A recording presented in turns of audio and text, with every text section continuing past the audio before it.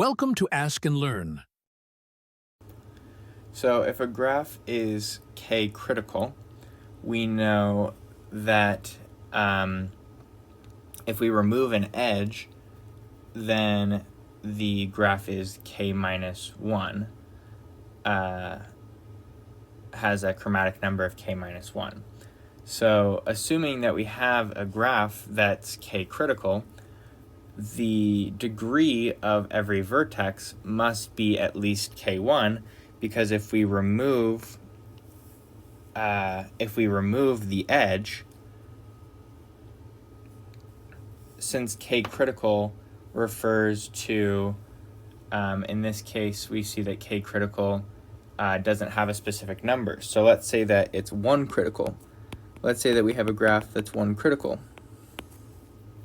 Well, if that's the case, then each vertex has to have a degree of 1. Or it has to have a degree of 1, but if it has a degree of 0, then you can't remove that edge. It would essentially be negative, so you can't have negative edges. If we look at a more specific example, let's say we have this one right here. So we have that, we'll choose W3, and when we color it, we'll color it like this, and then we'll have different colors for each vertex.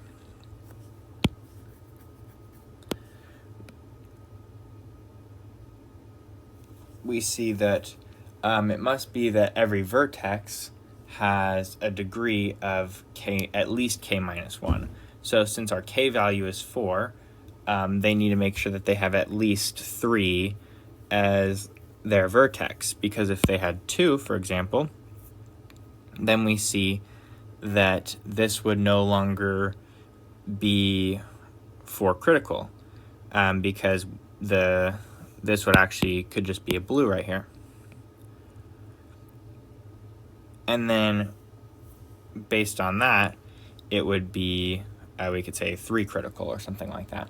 But for that reason, when we remove the edge, it needs to make sure that when we remove that edge, that we still have the proper number of edges to ensure that the chromatic number is just k minus 1.